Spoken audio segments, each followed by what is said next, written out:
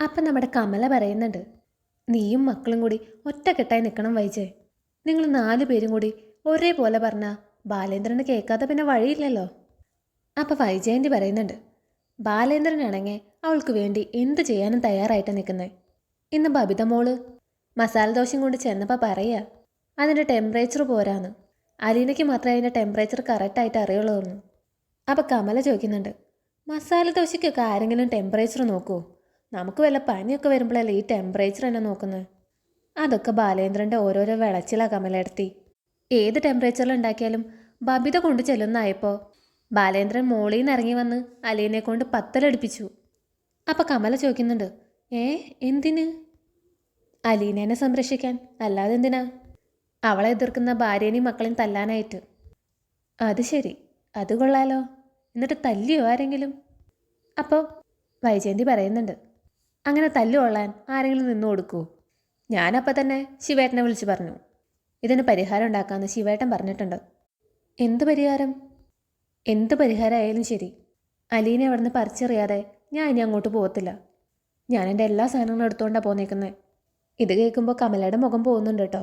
അപ്പോൾ കമല മനസ്സിൽ പറയുന്നുണ്ട്, അപ്പോൾ എനിക്കിനി സ്വസ്ഥതയില്ല. അപ്പോൾ വൈജയന്തി ചോദിക്കുന്നുണ്ട്, അതെന്താ? ഓ അതൊന്നുമില്ല, ഇനി എല്ലാവരും ഇങ്ങോട്ടല്ലേ വരുന്നേ, അത് ആലോചിച്ചിട്ടാ. നീ ഇരിക്കി, ഞാൻ ചായ എടുക്കാം. അങ്ങനെ പറഞ്ഞ് കമല അടുക്കളയിലേക്ക് പോകുന്നുണ്ട് കേട്ടോ. കുറച്ച് കഴിഞ്ഞിട്ട് കമല ശിവശങ്കരമേനോനെ വിളിക്കുന്നുണ്ട് കേട്ടോ ഫോണിൽ. കൂടെ വൈജയന്തി ഉണ്ട്. ഹലോ ശിവേട്ടാ, ബിസിയാണോ? റൂമിലെത്തിയോ? ഇല്ല, ഞാൻ പുറത്താ. പറഞ്ഞു എന്തായാലും. അവിടെ എന്താ വിശേഷം? അപ്പോൾ കമല പറയുന്നുണ്ട്, ഇവിടെ എന്ത് വിശേഷമാ? വിശേഷങ്ങളെല്ലാം അങ്ങ് കടപ്പാട്ടൂരല്ലേ. അപ്പോൾ ശിവശങ്കരമേനോൻ പറയുന്നുണ്ട്, ആ അവളെന്നെ വിളിച്ചിട്ടുണ്ടായിരുന്നു, വീട് വിട്ട് പോവാന്ന് പറഞ്ഞിട്ട്. ബാലേന്ദ്രനായിട്ട് ഭയങ്കര വഴക്കാണല്ലോ. അപ്പോൾ കമല പറയുന്നുണ്ട്, പെട്ടിയും കിടക്കൊക്കെ എടുത്തിട്ട് അവൾ ഇങ്ങോട്ട് തന്നെ വന്നിട്ടുണ്ട്. അവിടെ എത്തിയോ? നീ അവളോട് സംസാരിച്ചില്ലേ? എന്താ അവളുടെ പ്രശ്നം? അപ്പോൾ കമല പറയുന്നുണ്ട്, മനു ഒരു അലവലാതി പെണ്ണിനെ കഴക്കൂട്ടത്തുനിന്ന് കൊണ്ട് നിർത്തിയിട്ടില്ലേ, അവൾ തന്നെയാ പ്രശ്നം. അപ്പോൾ ശിവശങ്കരമേനോൻ പറയുന്നുണ്ട്, അങ്ങനെയാണെങ്കിൽ ആ പെണ്ണിനെ അങ്ങ് പറഞ്ഞു വിട്ടാൽ പോരെ? അതൊന്നും നടക്കത്തില്ല ശിവേട്ടാ. വൈജയന്തി കുറേ നോക്കിയതാ, അവൾക്കറിയാവുന്ന 19 അടവും അവൾ പയറ്റി. മറ്റവൾ അവിടെ നിന്ന് പോകണ്ടേ? അവളെ കൊന്നാലും പോകത്തില്ല. ബാലേന്ദ്രനാണെങ്കിൽ അവളെ വിടത്തുമില്ല.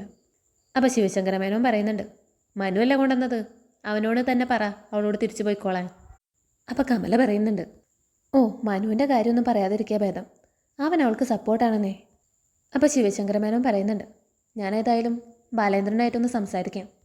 അയാളൊരു ഹാർട്ട് പേഷ്യൻ്റ് അല്ലേന്ന് വെച്ചിട്ടാ ഹാർഷായിട്ട് ഇതുവരെ ഒന്നും സംസാരിക്കാത്തത്. അപ്പോൾ കമല പറയുന്നുണ്ട്, ഒരു ഹാർട്ട് പേഷ്യൻ്റ്, ആൾക്ക് രോഗം വേറെയാ. എന്തായാലും ഞാൻ വൈജയ്ക്ക് കൊടുക്കാം ഫോൺ. അങ്ങനെ വൈജയന്തി ഫോൺ മേടിച്ച് സംസാരിക്കുന്നുണ്ട് കേട്ടോ. എന്നാ പറ്റിയിട്ട് നിനക്ക്? നിൻ്റെ അധികാരം അപ്രമാദിത്വമൊക്കെ പോയോ? നീ പറയുന്ന വാക്കിനപ്പുറത്ത് ഒരു മറുവാക്കില്ലായിരുന്നല്ലോ ബാലേന്ദ്രന്. അപ്പോൾ വൈജയന്തി പറയുന്നുണ്ട്, അതെല്ലാം പോയി ശിവേട്ടാ, ഇപ്പം എന്നെ പുല്ല് വിലയാ. അയാൾക്ക് അങ്ങനെ ഒരു മാറ്റം വരാൻ എന്നാ കാരണം? അപ്പോൾ വൈജയന്തി പറയുന്നുണ്ട്, അത് ആ പെണ്ണിനെ കണ്ടിട്ടാന്നേ. അവൾ ചക്രവർത്താനൊക്കെ പറഞ്ഞു ബാലേന്ദ്രന് ഇഷ്ടമുള്ള ഫുഡൊക്കെ ഉണ്ടാക്കി കൊടുത്ത് ബാലേന്ദ്രനെ കയ്യിലെടുത്തു.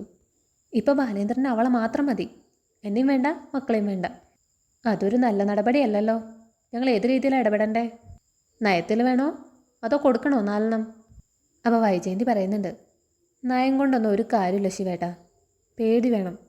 മര്യാദയ്ക്ക് ജീവിച്ചില്ലെങ്കിൽ മുട്ടുകാല് തല്ലിയൊടിക്കുന്നുള്ള പേടി ഉണ്ടാവണം. ഇപ്പോൾ വലിയ രാജാപ്പാട്ട് കളിച്ച് അർമാദിക്കല്ലേ. അപ്പോൾ ശിവശങ്കരമേനോൻ ചോദിക്കുന്നുണ്ട്, അല്ല നിനക്കിത് എങ്ങനെ സംഭവിച്ചുടി ഇങ്ങനെ ഒരു പിടിപ്പുകേട്?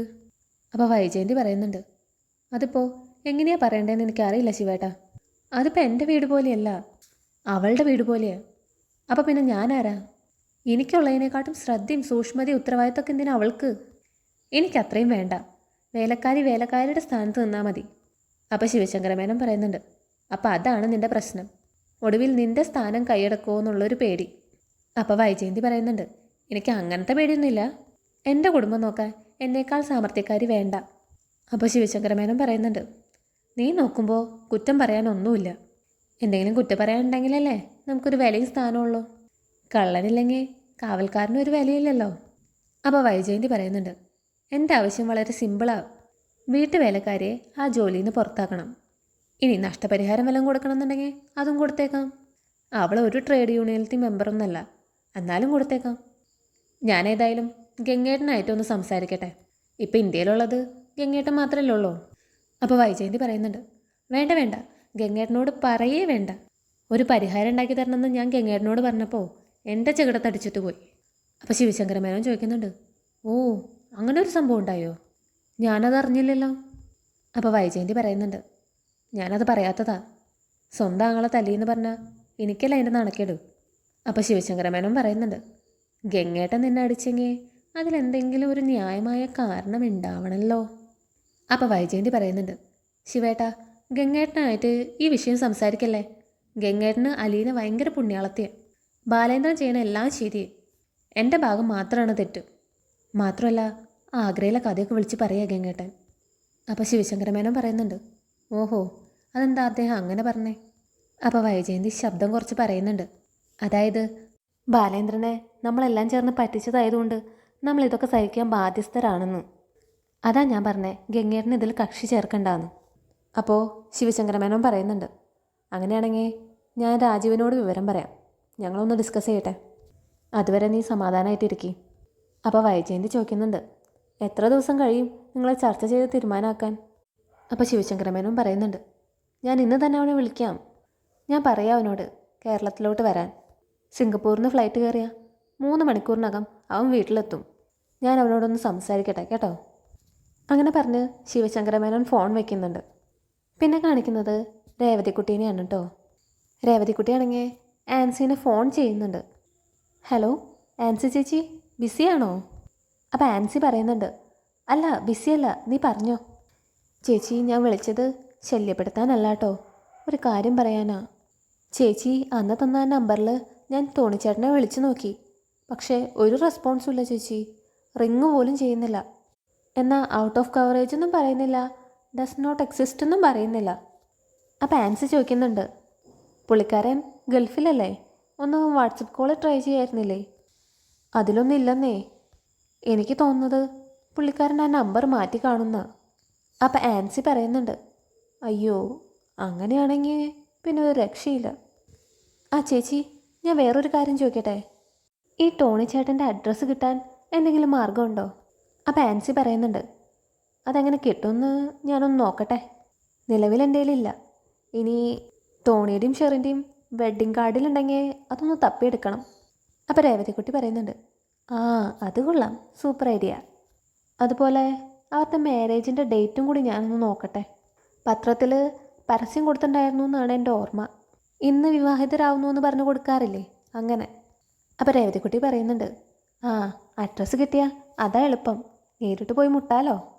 അപ്പോൾ ആൻസി പറയുന്നുണ്ട്, ടോണിയുടെ വലിയ ഫാമിലിയാണ് കേട്ടോ, നല്ല പൈസയുള്ളവരാ, നല്ല മനുഷ്യരാ. അല്ലെങ്കിൽ ലോറിയിൽ ഗുണ്ടകളിറക്കി ഈ വീടൊക്കെ അടിച്ച് തകർത്തേനെ അവർ. അപ്പോൾ രേവതിക്കുട്ടി പറയുന്നുണ്ട്, ചീറ്റ് ചെയ്തതാണെങ്കിൽ സഹിക്കാൻ പറ്റത്തില്ല അല്ലേ ചേച്ചി? അപ്പോൾ ആൻസി ചോദിക്കുന്നുണ്ട് കേട്ടോ, എടി മോളെ ഞാൻ വേറൊരു കാര്യം ചോദിക്കട്ടെ, നിൻ്റെ പേര് രേവതിക്കുട്ടി എന്നല്ലേ, പിന്നെ നിനക്കെങ്ങനെയാ അവരുമായിട്ട് റിലേഷൻ? അപ്പോൾ രേവതിക്കുട്ടി പറയുന്നുണ്ട്, ചേച്ചി അതൊക്കെ വലിയ കഥയാണ്. ഞാനൊരു ഓർഫനാണ് ചേച്ചി. എന്നെ വളർത്താൻ പറ്റാത്ത ഏതോ ഒരമ്മ എന്നെ ഓർഫനേജ് വിട്ടിട്ട് പോയതാ. മാമച്ചനങ്ങളും ദേശമ്മേൻ്റെയും എന്നെ വീട്ടുജോലിക്കായിട്ട് കൂട്ടിക്കൊണ്ട് വന്നതെങ്ങോട്ട്. ഇപ്പോൾ ഞാൻ അവർക്ക് സ്വന്തം മോളെ പോലെയാണ്. അപ്പോൾ ആൻസി പറയുന്നുണ്ട്, ഓ അത് നിനക്ക് കിട്ടിയ വലിയൊരു ഭാഗ്യമാണല്ലോ, അവർക്ക് നിന്നോട് വലിയ ഇഷ്ടമല്ലേ? അപ്പോൾ രേവതിക്കുട്ടി പറയുന്നുണ്ട്, ആണോന്നോ? സത്യം പറഞ്ഞാൽ എൻ്റെ അത്രയും ഭാഗ്യം അച്ഛനമ്മയുള്ള കുട്ടികൾക്ക് പോലും ഇല്ല. എനിക്ക് ചില സമയത്ത് എന്നോട് തന്നെ അസൂയ തോന്നാറുണ്ട്. അത് കേട്ട് ആൻസി ചിരിക്കുന്നുണ്ട് കേട്ടോ, അത് കൊള്ളാലോ.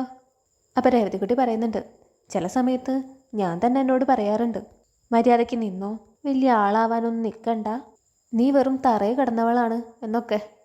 നമ്മളെ തന്നെ ഓർമ്മിപ്പിച്ചില്ലെങ്കിൽ പിന്നെ അഹങ്കാരം കയറില്ലേ ചേച്ചി?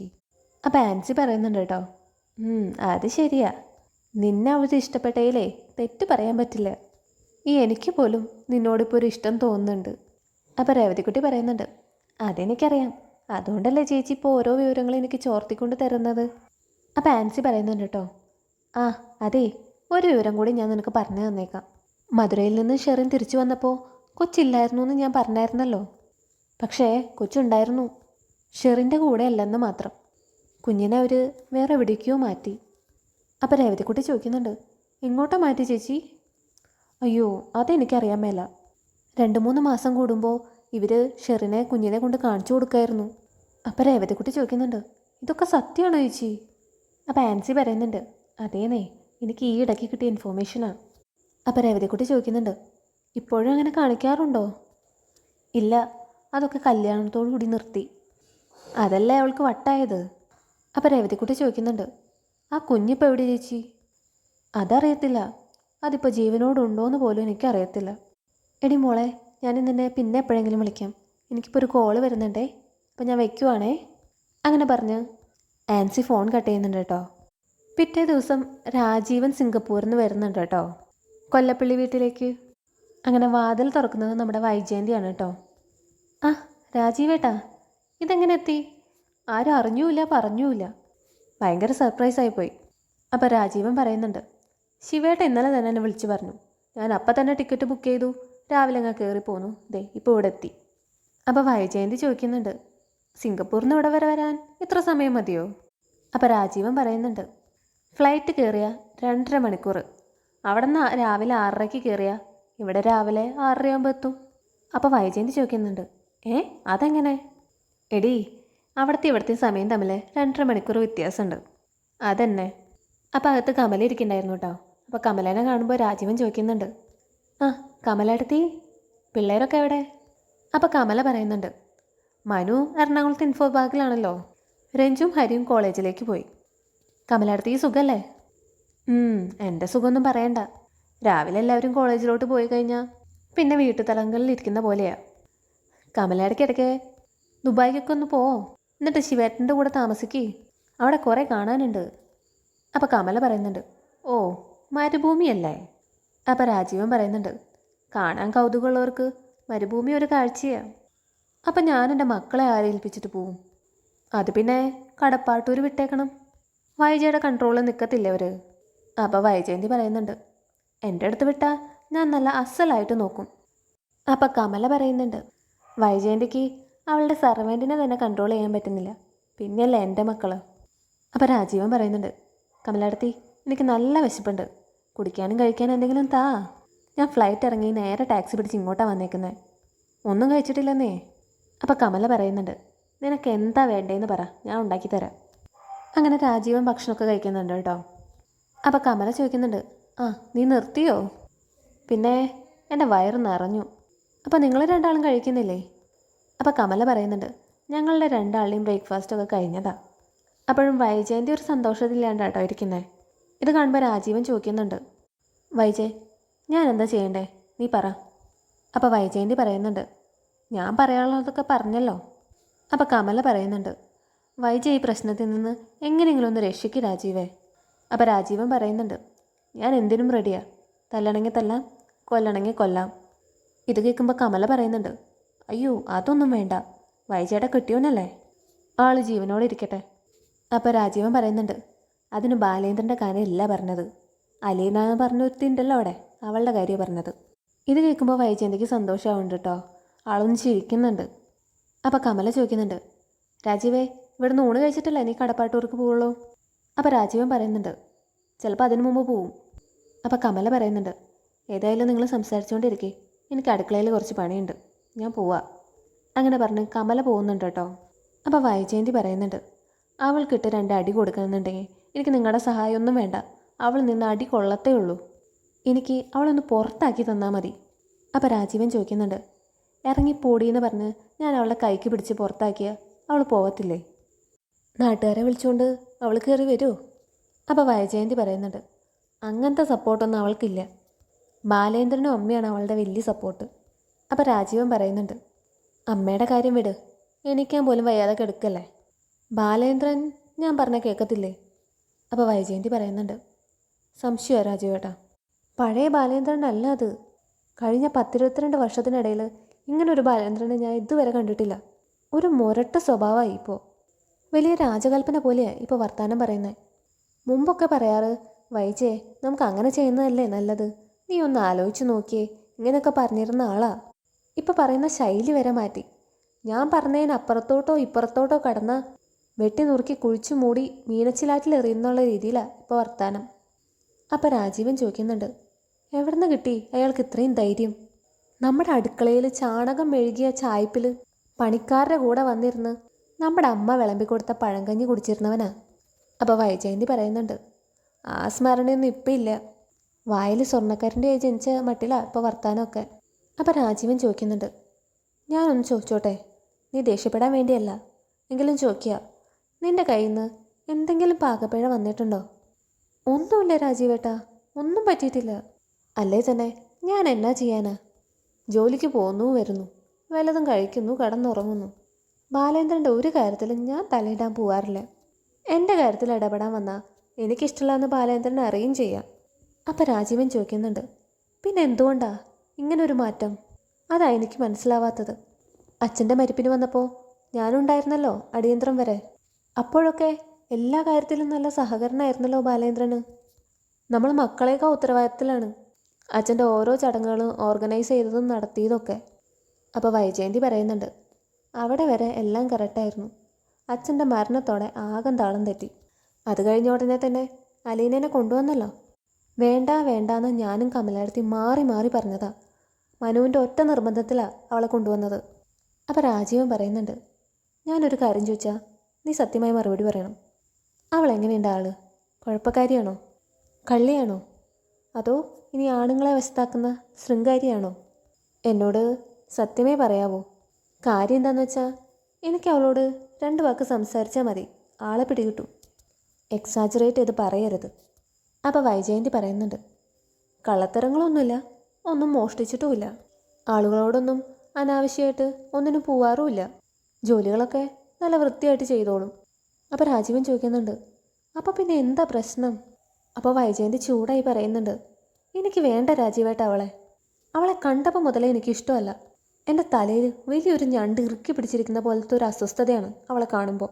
എന്നോടെന്തൊക്കെയോ ചോദിക്കാനോ പറയാനോ ഉള്ള പോലെയാണ് അവളുടെ പെരുമാറ്റമൊക്കെ.